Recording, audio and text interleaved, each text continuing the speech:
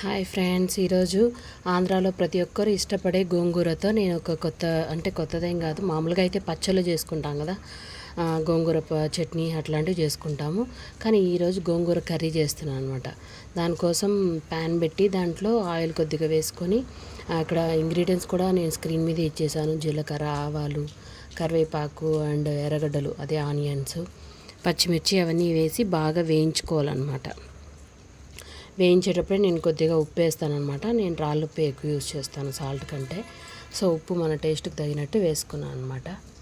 వేసుకొని బాగా వేయించాలి. కొంచెం ఆనియన్స్ అంతా పచ్చి వాసన పోయేలాగా మనం బాగా ఫ్రై చేసుకోవాలి.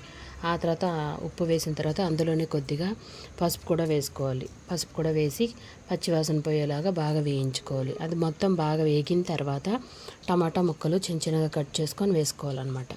టమాటా బాగా మగ్గించుకోవాలి. ఆ తర్వాత తెల్లగడ్డ ఒక 4-5 పాయలు అనమాట తీసి దంచుకొని రోట్లో చిన్న రోల్ పెట్టుకొని ఉన్నాను.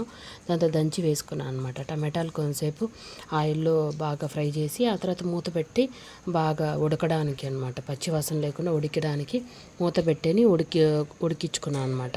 ఉడికిన తర్వాత కొద్దిగా 1/2 స్పూన్ అట్లా కారం వేసుకోవాలన్నమాట. ఆల్రెడీ పచ్చిమిరపకాయలు వేసుకున్నాము, కానీ మిరప్పొడి కూడా కొద్దిగా వేసుకుంటే బాగుంటుంది అనమాట. ఆ తర్వాత కడిగి ఉంచుకున్న గోంగూర ఆకులను కూడా వేసుకొని అది బాగా కలిపి మూత పెట్టి ఆవిరితో మగ్గనివ్వాలన్నమాట.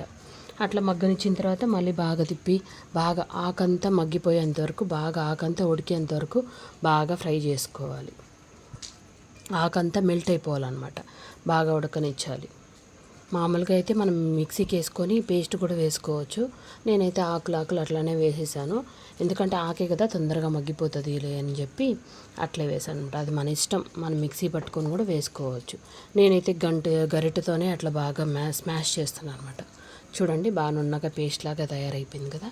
సో అంతా ఉప్పు కారం అంతా చూసుకొని ఒకసారి, ఒకవేళ తక్కువ అయితే ఉప్పు కారం వేసుకోండి. ఆ తర్వాత నేను ఈ మసాలా పౌడర్ అనమాట, మసాలా పౌడర్ కాదు, అదే పల్లీల పొడి అనమాట, శనగగింజలు. ఆ తర్వాత హెల్త్కి మంచిది కదా, నేను ప్రతిసారి శనగగింజలతో పాటు అవిసె గింజలు కూడా వేయించి 2 కలిపి పొడి చేసుకుంటా. ఏ కర్రీలో అయినా సరే నేను అలానే వేసుకుంటాను అనమాట. సో సంగటితో అయినా బాగుంటుంది, రైస్తో అయినా బాగుంటుంది. నేనైతే రైస్ వండుకున్నాను. రైస్తో పాటు ఈ గోంగూర కర్రీ వేసుకొని, ఇది కూడా నేను యూట్యూబ్లో వేరే వాళ్ళదనమాట, వేరే ఒక్కరు చేసుంటే దాన్ని చూసి మనం ట్రై చేద్దామని చెప్పి ట్రై చేశాను. గోంగూర పచ్చడి వచ్చినంత టేస్ట్ అయితే లేదు, కానీ నాట్ బ్యాడ్ అనమాట, బాగానే ఉన్నింది. దాంతోపాటు పబ్బిళ్ళ నంచుకొని తిన్నాను. నాకైతే నాట్ బ్యాడ్ అనిపించింది. అంటే గోంగూర పచ్చడి ఉండే రుచే వేరు,